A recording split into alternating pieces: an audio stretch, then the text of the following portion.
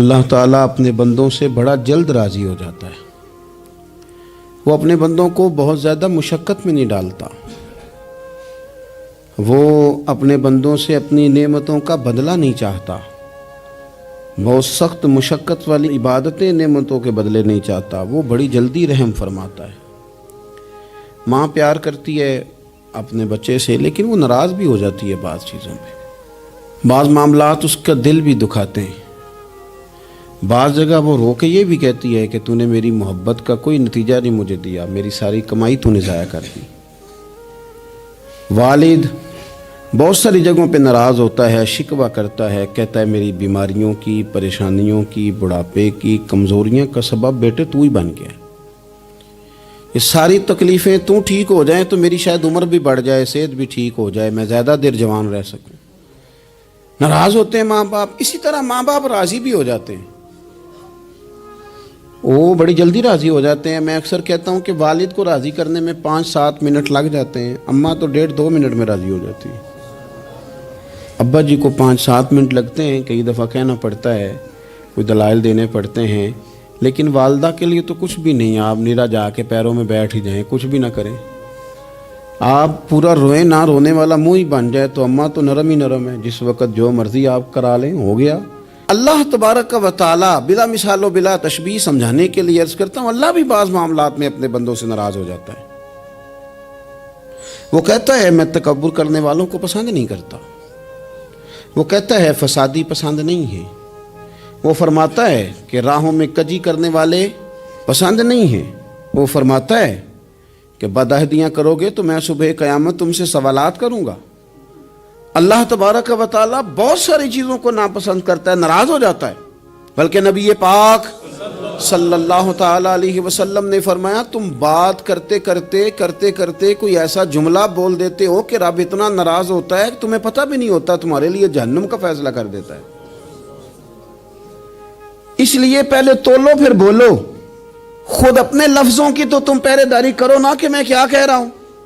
کوئی ایسا جملہ، کوئی ایسی بات وارث شاہ مان کری نہ وارثاندہ، کوئی ایسی بات نہ تمہاری زبان سے نکلے۔ اور حضور یہ بھی فرماتے ہیں کہ اس کا دوسرا پہلو بھی ہے، بعض اوقات تم بات کرتے ایسا جملہ کہتے ہو وہ اتنا راضی ہوتا ہے کہ تمہارے لیے جنت کا فیصلہ فرما دیتا۔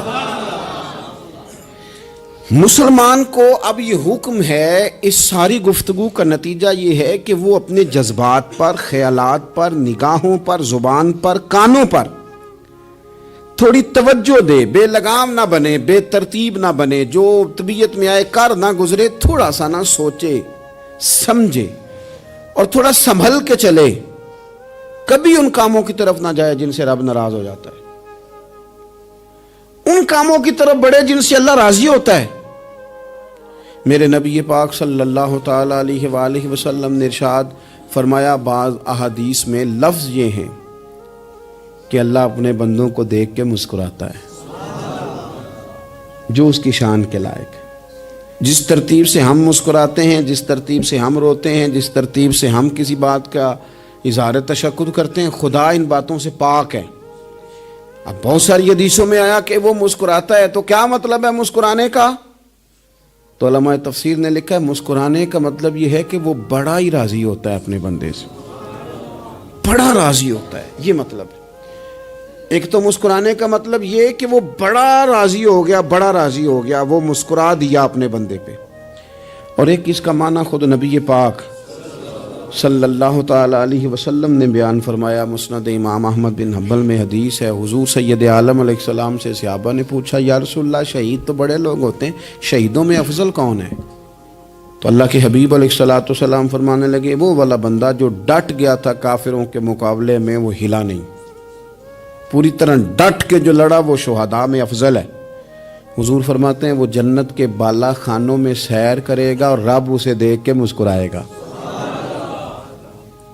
رب اسے دیکھ کے مسکرائے گا، اللہ تعالیٰ مسکراتا ہے اسے دیکھ کے۔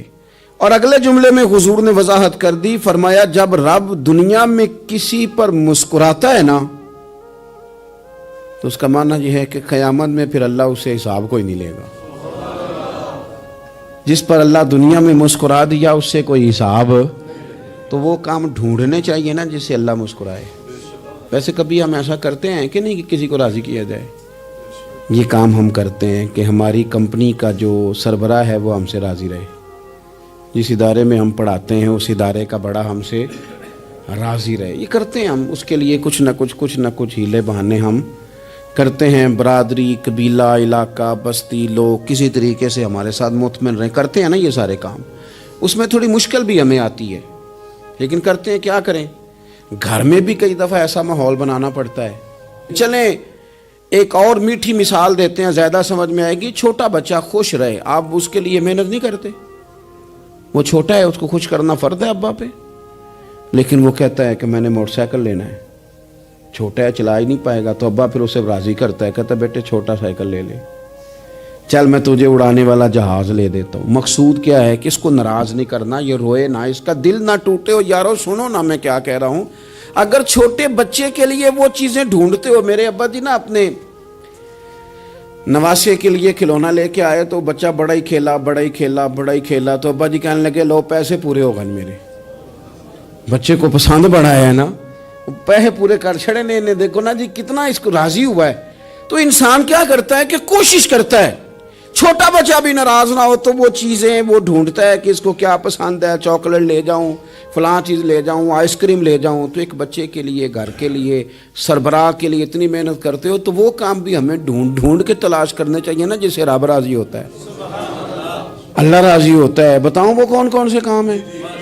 نبی کریم صلی اللہ تعالی علیہ وسلم نے ارشاد فرمایا 3 لوگ ہیں جنہیں دیکھ کے رب مسکراتا ہے.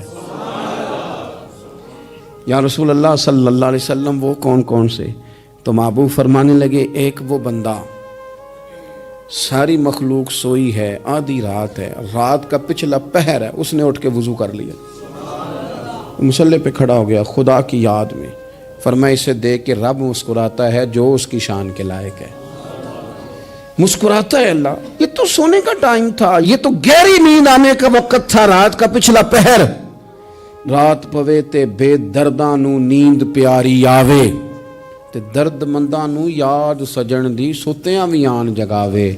اور ساون کی کالی راتوں میں جب بوندا باندی ہوتی ہے، وہ راتوں کو اٹھ روتے ہیں جب خلقت ساری سوتی ہے. اللہ مسکراتا ہے. اور سننا میرے بھائی، میرے نبی پاک صلی اللہ تعالی علیہ وسلم فرماتے ہیں جب مسلمان نماز کے لیے صفیں بناتے ہیں نا، ترتیب لگ رہی ہوتی ہے، اب اللہ کی بارگاہ میں کھڑے ہوں گے، قیام کریں گے، رکوع کریں گے، سجود کریں گے. فرمایا جب مومن صفیں بناتے ہیں تو رب دیکھ کے مسکراتا ہے. مسکراتا ہے. کمال ہو گئے عروج بندگی کا. جب بندے کو دیکھ کے رب مسکرائے. خدا بندے سے خود پوچھے بتا تیری رضا کیا ہے، مسکراتا ہے. اور میرے نبی پاک علیہ السلام فرماتے ہیں جب مجاہد جہاد کے لیے صفیں سیدھی کرتے ہیں. آج تو یہ رب کے نام پہ مرنے ہی آ گئے. یہ صفوں میں کھڑے ہوں گے، ترتیب سے لڑیں گے، ترتیب سے گلا کاٹیں گے کافروں کا یا شہادت لیں گے. فرمایا جب جہاد کے لوگ صفیں بناتے ہیں تو رب انہیں دیکھ کے مسکراتا ہے. کتنے نصیبوں والا وہ بندہ ہے جسے دیکھ کے مسکرا دیا. او یار کبھی تیرا بیٹا تیرے سامنے مسکرائے نا چھوٹا، تو تیرا دل باغ باغ ہو جاتا ہے.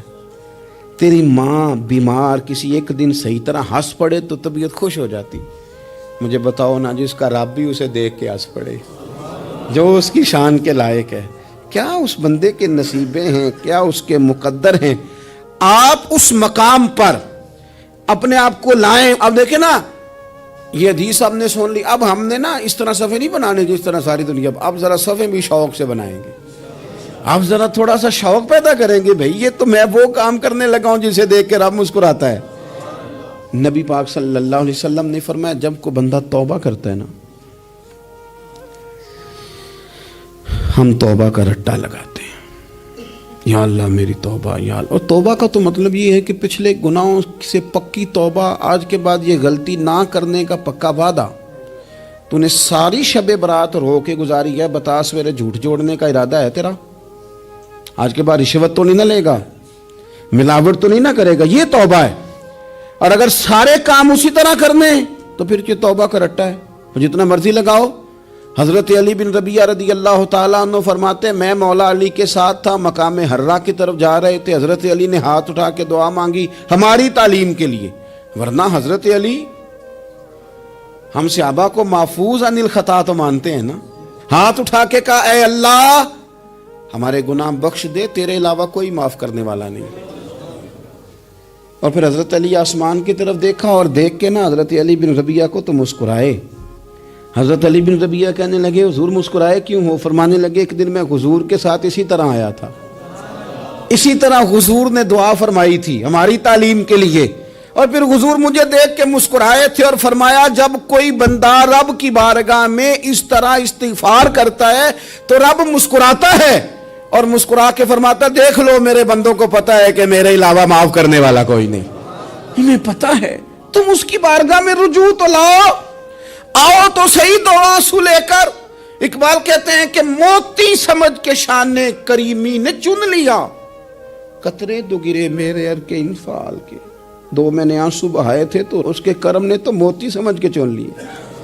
سنو نا حضور اس استغفار کو اللہ کو یار رات کو توبہ کر کے سونا چاہیے ہمیں، کچھ غلطیاں ہم کرنا نہیں چاہتے پر ہم سے ہو جاتی ہیں، کچھ دل ہم توڑنا نہیں چاہتے پر وہ ٹوٹ جاتے ہیں، ہماری مجبوری ہوتی ہے ٹوٹ جاتے ہیں۔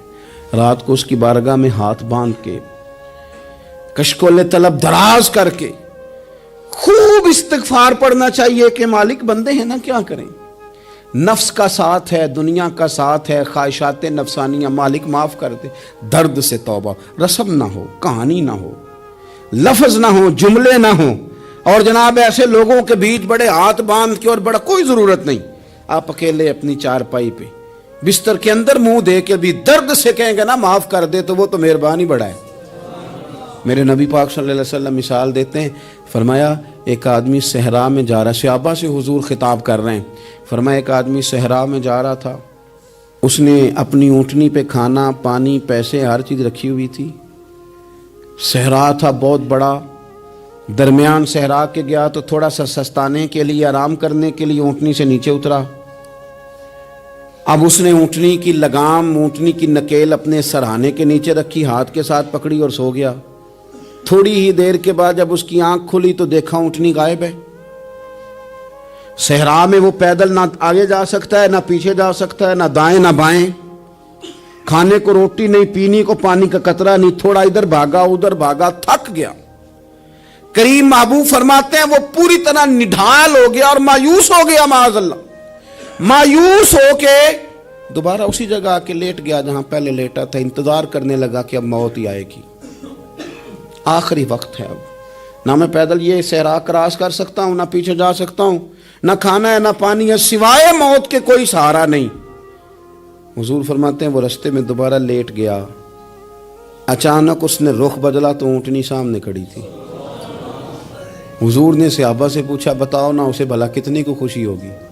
یا رسول اللہ جی سے نئی زندگی مل گئی ہے۔ آپ دیکھیں نا سارے ڈاکٹروں نے کہہ دیا کہ اس کے تو گردے معدہ جگر ہر چیز ختم ہے، گھر لے جاؤ خدمت کرو، ہر طرف پریشانی ہے۔ وہ بندہ بھی سمجھ گیا ہے کہ آخری وقت آ گیا، کل جاؤں پرسوں جاؤں، تیاری ہو گئی، سب لوگ آ گئے، باہر والے بھی آ گئے، یہ ماحول ایک عجیب رنگ اختیار کر گیا۔ اچانک ایک ڈاکٹر نے آ کے کہا نہیں نہیں غلطی لگ گئی تھی۔ مجھے بتائیے انداز کیا ہوتا ہے؟ بغیر دوائی کے بندہ اٹھ کے کھڑا نہیں ہو جاتا، او میں تو بچ گیا ہوں۔ نبی پاک صلی اللہ علیہ وسلم فرمانے لگے اس کی اونٹنی مل گئی، بتاؤ بھلا اسے کتنی خوشی ہوگی؟ یا رسول اللہ وہ تو دوبارہ دنیا میں آ گیا۔ حضور فرمانے لگے اسے کچھ بھی خوشی نہیں ہوئی۔ جب کوئی رب کا گناہگار بندہ آ کے توبہ کرتا ہے، رب کو اس سے کئی گنا زیادہ خوشی ہوتی ہے۔ میرا بندہ آ گیا ہے، میرا بندہ آ گیا ہے، میرے گھر آ گیا۔ اس نے آنسو بہائے ہیں، اس نے کہا اللہ میں تیرا ہی ہوں، تیرا ہی رزق کھاتا ہوں، تیری ہی زمین پہ رہتا ہوں، تیرے نام سے میری سانسیں چلتی ہیں۔ وہ آ گیا۔ فرمایا اس اونٹنی والے سے زیادہ رب کو خوشی ہوتی ہے جب گناہگار آ کے توبہ کرتا ہے۔ گناہگاروں کے آنسو اس کی بارگاہ میں بڑے مقبول ہیں، لیکن ہم رسم ادا کرتے ہیں، توبہ نہیں کرتے۔ ہم اپنے آپ کے ساتھ دھوکہ کرتے ہیں، جھوٹ بولتے ہیں۔ ہم بندہ کوئی ناراض ہو جائے تو ہمیں کو نہیں نیند آتی، اس کے گھر چلے جاتے ہیں۔ ہم اپنے سارے رشتوں کو تعلقات کو مینٹین کر کے رکھنے کے عادی ہیں. ہمیں پتہ ہے کہ وہاں میں نہیں جا سکا تو بیٹا بھیجتا ہوں, فلاں شادی پہ میں نہیں جا سکا تو بھتیجا بھیجتا ہوں, بھائی بھیجتا ہوں. ہر تعلق کا ہم نے خیال رکھا کوئی روٹھ نہ جائے. لیکن کمال ہے نا, یہ نہیں سوچا کہ اگر رب روٹھ گیا تو جب وہ روٹھ جائے نا تو سارے رشتے بھی بندے کے پاس موجود ہوں تو کوئی کارآمد نہیں ہوتا. پھر کروڑوں روپیہ جیب میں ہوں تو ڈاکٹروں کی دوائیاں اثر نہیں کرتی. وہ روٹھ جائے تو پھر انسان اس طرح سے پھسلتا ہے کہ بڑے بڑے اس کے پاس دروازے ہوتے ہیں پر کسی جگہ اس کا ہاتھ نہیں لگتا. خدا را خیال کریں, دنیا روٹتی ہے تو روٹھ جائے, رب رسول ناراض نہ ہونے پائیں, اس کا خیال کریں. حضور فرماتے ہیں وہ مسکراتا ہے, اسے خوشی ہوتی ہے جب کوئی اس کا بندہ اس کی طرف رجوع کرتا ہے. میرے عزیزو, رسول پاک صلی اللہ تعالی علیہ وسلم نے ان لوگوں کے تذکرے کیے جنہیں دیکھ کے رب مسکراتا ہے. ہم نا گناہگاروں پر بھی فتویٰ دینے میں جلدی کرتے ہیں اور نیکی پر بشارت دینے میں بھی جلدی کرتے ہیں, حالانکہ یہ ہماری ذمہ داری نہیں. پتہ نہیں اللہ تعالیٰ کس کو کب توفیق توبہ دے کے اپنے قریب کر لے, لیکن بڑی جلدی ہے, بڑی جلدی فتویٰ دینے میں. اور یہ فتویٰ اب صرف مفتیوں کا نہیں رہ گیا, یہ میری طرح کے آپ کی طرح کے ڈھیروں لوگ ہیں جنہوں نے جیبوں میں فتوے ڈالے ہوئے. بھئی آپ نے کیوں ذمہ داری لے لی ہے جنت میں داخل کرنے کی اور نکالنے کی؟ یہ تو میرے رب کریم کا کرم ہے, وہ جس کو چاہے جب چاہے جتنا چاہے عطا کرے. لیکن کچھ لوگ نا بڑے پکے ہو گئے ہیں کہ شاید جو میں سوچ رہا ہوں وہی درست ہے. کبھی کبھی کچھ چیزیں عجیب بھی ہوتی ہیں, لہذا خدا کی رحمت پر بھروسہ کر کے بات کرنی چاہیے. اپنی مرضی کے فتوے نہیں داغنے چاہیے. وہ دیکھو جی فلانا بندہ یوں کر رہا ہے, آپ کو پتہ ہی نہیں پوری بات کا, آپ کو علم ہی نہیں پوری بات کا. حضرت بہاءاللہ نقشبند بخاری رحمت اللہ علیہ فرماتے ہیں میں حج کرنے گیا تو وہاں میں نے ایک آدمی کو کروڑوں کا کاروبار کرتے دیکھا تو میرے دل میں خیال ہے یہاں بھی اللہ اللہ کرنی چاہیے تھی, دنیا داری کر رہا ہے. لیکن فرماتے ہیں حج سے فارغ ہوئے تو میں نے دیکھا وہی بندہ سارا کچھ رب کی بارگاہ میں خیرات کر رہا ہے, اور سینکڑوں غریب حاجی ہیں جن کو پورے خرچے دے رہا ہے. تو میں نے وہی اپنی سوچ سے توبہ کی کہ میں کہاں تھا. بڑی جلدی کھڑے نہ ہو جائیں. حضرت حسن بصری رحمت اللہ تعالیٰ علیہ ارشاد فرماتے ہیں کہ میں دریا کے کنارے گیا تو وہاں میں نے ایک شخص کو دیکھا, وہ اپنی ایک خاتون کی گود میں سر رکھ کے بیٹھا اور قریب ایک بوتل بھی پڑی ہے. میرے دل میں معاذ اللہ خیال آیا کہ دیکھو کس انداز میں ایک عورت کے ساتھ یہ ہے اور پاس بوتل بھی پڑی ہے, جانے شراب ہے.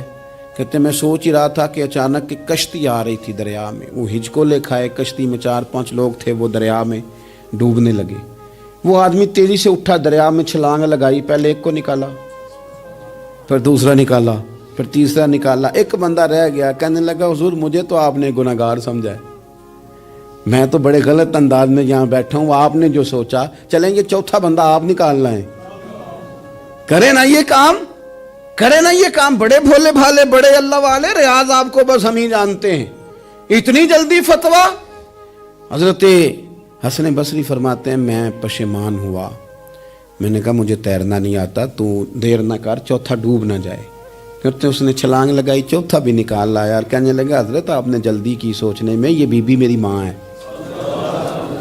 اور یہ سرکے کی بوتل ہے. ہم ماں بیٹے کا یہ مشغلہ ہے کہ یہ وہ جگہ ہے جہاں آ کے لوگ مسافر اترتے ہیں, اور یہاں سے کسی کا گھر 100 میل ہے, کسی کا 200 میل ہے. ہم صبح سرکہ کھجوریں روٹیاں لے کے یہاں آتے ہیں, مسافروں کی نوکری کرتے ہیں, کوئی پریشان ہو تو مدد کرتے ہیں. حضرت خواجہ حسن بصری فرماتے ہیں میں نے معافی مانگی, ان سے بھی مانگی, رب سے بھی مانگی. انہوں نے مانگ لی نا, بزرگ تھے, پر ہم کو نہیں تیار مانگنے کو. ہم ہر وقت بدگمانیاں, وہ فلانے جرم کرتا تھا, میں اسے اب کیسے نیک مان لوں. بھئی اب وہ نمازی ہے, خدا کے گھر آتا جاتا ہے, اب اللہ کی بارگاہ میں حاضر ہوتا ہے. جب رب نے معاف کر دیا تو بھی سوچ بدل جا. سنیں حضور کیا فرماتے ہیں. نبی پاک صاحب الاخلاق صلی اللہ تعالی علیہ وسلم فرماتے ہیں, مسند امام احمد بن حنبل دیکھیے, فرمایا رب اس وقت بڑا ہی مسکرائے گا جب قاتل بھی جنت میں جائے گا, مقتول بھی جنت میں جائے گا. یا رسول اللہ مقتول تو گیا, یہ قاتل کیسے چلا گیا؟ حضور فرماتے ہیں جائے گا, اور جائے گا اور رب مسکرائے گا جو اس کی شان کے لائق ہے. یا رسول اللہ کس طرح؟ تو نبی پاک صلی اللہ علیہ وسلم فرمانے لگے اس نے ایک مومن کو قتل کیا تھا، وہ شہید ہو کے جنت میں چلا گیا، اب اللہ نے بعد میں اسے توبہ کی توفیق دے دی۔ پہلے اس نے کلمہ پڑھا، پھر یہ میدان میں اترا، کافروں سے لڑا، یہ شہید ہوا، رب نے اسے بھی جنت دے دی۔ قاتل بھی جنت میں، مقتول بھی جنت میں۔ اور بات اتنی انوکھی ہے کہ رب دیکھ کے مسکرا رہا ہے، جو اس کی شان کے لائق ہے۔ ہم جلدی میں ہیں، ہم انتظار نہیں کر رہے کہ شاید توبہ کر جائے، ہم انتظار نہیں کر رہے، لیکن میرے عزیز اتنی جلدی نہ کریں۔ سوچوں کا صاف ہونا، ذہنوں کا پاک ہونا، اور لوگوں کے بارے میں گمان کا اچھا ہونا۔ آپ کسی نفسیات کے ڈاکٹر کے پاس چلے جائیں، اسے کہیں ٹینشن بڑی ہے، میں ان کے مضامین پڑھتا رہتا ہوں، وہ سب سے پہلا سبق آپ کو یہ پڑھائیں گے کہ اچھا سوچا کریں۔ اچھا سوچنے سے بندہ تندرست رہتا ہے۔ کس سے بندہ تندرست رہتا ہے؟ ہیں جی، واقعی یعنی اس والے پڑوسی کے بارے میں بھی اچھا سوچنا ہے، گھر میں اس والے کے بارے میں بھی، چھوٹے بھائی کے بارے میں بھی اچھا سوچنا ہے، اور بڑے کے بارے میں بھی اچھا ہی سوچنا ہے۔ یعنی اپنی برادری قبیلے کے بارے میں بھی اچھا سوچیں، جو قبیلے کا نہیں اس کے بارے میں بھی چلیں تھوڑا سا اچھا سوچ لیں۔ اپنے بارے میں تو اچھا سوچا ہے بڑا، میں کہتا ہوں کہ ہم اپنی غلطیوں سمیت اپنے آپ سے بڑا پیار کرتے ہیں، اور دوسرے کی ایک غلطی نظر آ جائے تو ہمیں گھین آنے لگ جاتی ہے۔ آپ جلدی نہ کریں، مالک نے موقع دیا ہے بندوں کو، نہ وہ کسی کا رزق چھین رہا ہے، نہ سانسیں چھین رہا ہے، وہ اپنی زمین پہ چلنے بھی دے رہا ہے، رہنے بھی دے رہا ہے۔ تو جب اس نے موقع دیا ہے، آپ بھی تھوڑا موقع دیں۔ اللہ بڑا کریم ہے، دروازے کھولے گا، اس کے بندے اس کی بارگاہ تک پہنچیں گے۔ بدگمانیاں اور پھر بدگمانیوں کا عروج، اور اس لیول تک جا کے بات کر دینا کا جہاں سے خوف آئے کہ یار یہ بات نہیں کرنی چاہیے۔ رسول کائنات سرور دو عالم صلی اللہ تعالی علیہ وسلم فرماتے ہیں کہ اللہ مسکراتا ہے۔ دیکھو ہمارے ہاں نا ایک اور بھی مسئلہ بن گیا ہے، میں نے کچھ لوگوں کو نا پکا، میرے پیارے ہیں، محبت ہے مجھے، تو میں چونکہ آپ میری کلاس ہیں، میں مشاہداتی اور تجرباتی باتیں بھی کر لیتا ہوں، اسی کی روشنی میں کئی دفعہ گفتگو بھی تیار کرتا ہوں۔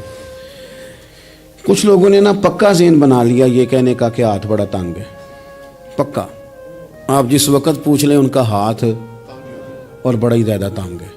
آپ یقین کریں، بہن کا جو خامند ہے وہ کہہ رہا ہے جا حصہ لے کے آ، تیرے بھائیوں کی کمائی تو نہیں، تیرے ابا کی ہے، لے کے آ۔ وہ بیچاری اس کی منتیں کر رہی ہے، کہتی ہے اگر جاؤں گی نا تو وہ کہیں گے حصہ لے جا، آج کے بعد ہمارے گھر نہ آنا، میرا دروازہ نہ بند کرو، مہربانی کرو۔ اور بھائی سے بات کرتی ہے تو کہتا ہے ہاتھ ہی بڑا تنگ ہے، جب ٹھیک ہوگا تو دے دوں گا۔ نہ کریں یہ ظلم۔ ہمارے اپنے تڑپتے رہتے ہیں اور ہماری دولتیں اندر پڑی رہتی ہیں، ہمارے اپنے چھوٹی چھوٹی ضروریات کے لیے پریشان ہوتے ہیں، لیکن ہم بڑے بڑے بہانے ہیں ہمارے پاس، کہتے ہیں یہ نکمہ ہے، یہ نکھٹو ہے، یہ کام نہیں کرتا، اس میں فلانا ہے، بے فلانا ہے، بلے میں نے نہیں ساتھ چلنا۔ اظہار جب آپ کے اندر پیدا ہوتا ہے نا، اظہار جب کسی کے لیے آپ حساس ہوتے ہیں تو آپ کو بھی سرور حاصل ہوتا ہے۔ نہ کریں یہ کام کہ آپ کو اللہ نے وسعت دی ہے اور ہر وقت آپ ہاتھ تانگ ہونے کا رونا رو رہے ہیں، ہر وقت آپ یہ کہہ رہے ہیں میں بڑی آزمائش میں ہوں، جب خدا نے آپ پہ نہیں ڈالی۔ تو اتنے جھوٹ بولنا صرف اس لیے کہ میرے پیسے بچ جائیں، صرف اس لیے کہانی سنانا کہ حالات میرے بڑے خراب ہیں کہ کوئی بندہ میرے سے کوئی تھوڑا بہت قرض نہ مانگ لے۔ سنو، نبی پاک صلی اللہ علیہ وسلم کے پاس مہمان آ گیا، بخاری مسلم ہے، حضور نے ازواج مطہرات کے گھروں میں پیغام بھیجا، کچھ چیز ہے ضیافت کے لیے؟ یا رسول اللہ کچھ بھی نہیں، یہ دو جہاں کے شاہ ہیں اور پاس کچھ رکھتے نہیں، دو جہاں کی نعمتیں ہیں ان کے خالی ہاتھ میں۔ یا رسول اللہ کوئی چیز بھی نہیں۔ حضور نے صحابہ کے مجمع پہ نظر ڈالی، یا رسول اللہ صلی اللہ علیہ وسلم حکم ہو، تو حضور فرمانے لگے تم میں سے کوئی بندہ ہے جو اسے گھر لے جائے روٹی کھلائے؟ ایک صحابی اٹھے فوراً، حضور میں لے کے جاتا ہوں کھانا کھلاتا ہوں۔ فرماتے ہیں میرے گھر میں صرف بچوں کا کھانا تھا، یہ نہیں کہ فریزر بھرا ہوا ہے نعمتوں سے، صرف بچوں کا کھانا، یہ نہیں کہ کسی کو دیکھ کے اپنی ہنڈیا پہ برتن دے لیا، صرف بچوں کا کھانا۔ کہتے ہیں گھر گیا، بیوی سے کہا کیا کیفیت ہے؟ کہنے لگی بچوں کی روٹی ہے۔ میں نے کہا بچے سلا دے، صبح ناشتہ کر لیں گے۔ تو کہنے لگی آپ کیا کھائیں گے؟ تو میں نے کہا نہ میں کھاؤں گا نہ تو کھائے گی، مہمان جو نبی پاک کا ہے۔ کہا اچھا، اب ذرا تجویز دیکھو میاں بیوی کی سوجھی آپس میں، کہتے ہیں کھانا لگا دینا، کیونکہ ایک آدھ بندے کا کھانا ہے، اپنی غربتوں کا ہر جگہ اظہار کرنا، رونا رونا، یہ دیکھو غربت کیسے چھپائی جا رہی۔ اس کو کہا نہیں کہ چل تو تھوڑا رحم کھا، تو آیا ہے تو تھوڑا رحم کھا، یہ نہیں کہا اٹھ کے نا تو کھانا رکھنا اور اٹھ کے نا چراغ ٹھیک کرنے کے بہانے بجھا دینا۔ ہم دنیا والوں کے سامنے کیوں اپنے دکھ بیان کریں؟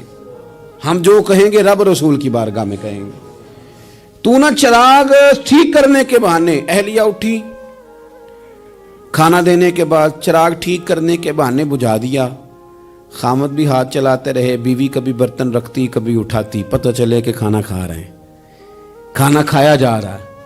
کہتے ہیں مہمان پیٹ بھر کے کھانا کھا گیا، یہ کام ہوا رات کے اندھیرے میں، اس وقت ہوا جب چراغ بھی بند تھا، اس وقت ہوا جب کوئی دیکھنے والا نہیں تھا، کسی پڑوسی کو بھی خبر نہیں تھی۔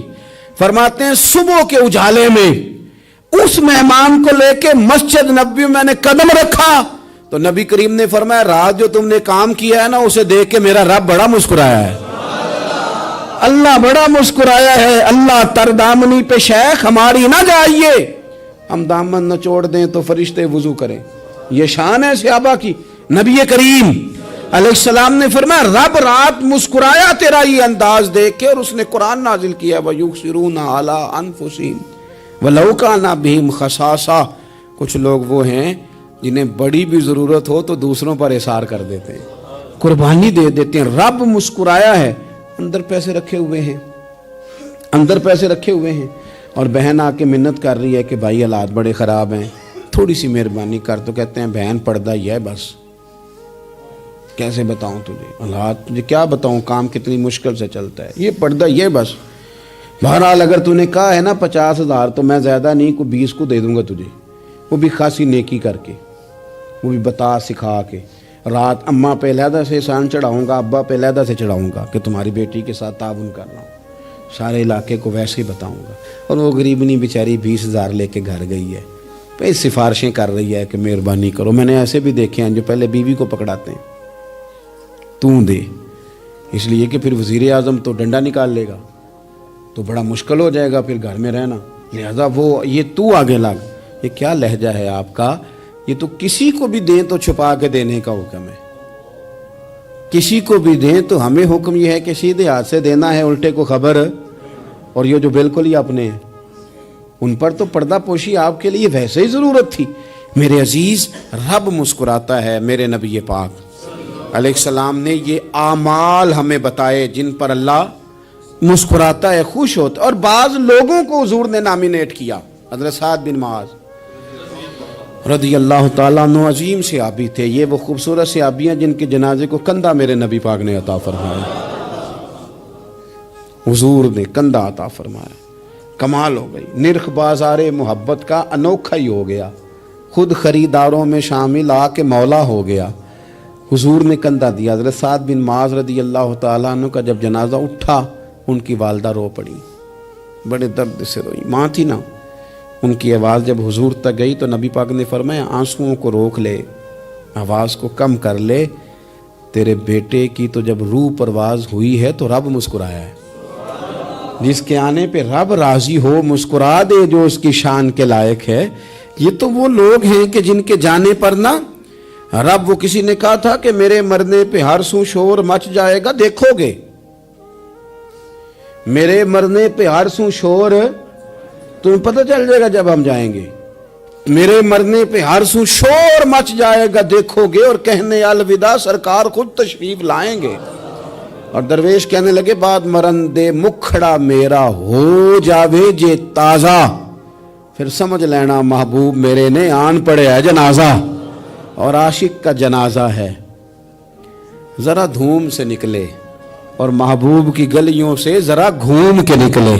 فرمایا کہ ان کے تو جانے پہ رب کریم، اور حضور نے ایک دعا بھی دی۔ حضرت ابو طلحہ، حضرت طلحہ رضی اللہ تعالیٰ عنہ صحابی تھے، ان کا وصال ہو گیا تو حضور نے دعا بھی دی، فرمایا یا اللہ جب میرا طلحہ ہے نا تو اس سے مسکرا کے بات کرنا، یہ تجھ سے مسکرا کے بات کرے جو تیری شان کے لائق ہے۔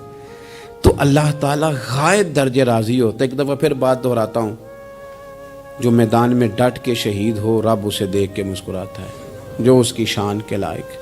جو توبہ صحیح کریں سچی کریں رب انہیں دیکھ کے مسکراتا ہے جو اس کی شان کے لائق ہے. جو نماز کے لیے صفیں بنائے رب انہیں دیکھ کے مسکراتا ہے. جو جہاد کے لیے صفیں بنائے رب دیکھ کے مسکراتا ہے. جو لوگ صبح پچھلے پہر اٹھ کے عبادت کریں رب انہیں دیکھ کے مسکراتا ہے. اور جو کبھی کبھی بھوکے رہ کے دوسروں پر قربان کر کے احسان کر دیں رب انہیں دیکھ کے مسکراتا ہے. بہت بڑی فضیلت ہے. اللہ ان سارے کاموں میں سے کسی ایک کام پہ ہمیں بھی لگا دے تاکہ یہ بڑی فضیلت اللہ تعالی ہم گناہگاروں کے حصے میں بھی فرما دے. آخر دعوانا ان الحمدللہ رب العالمین.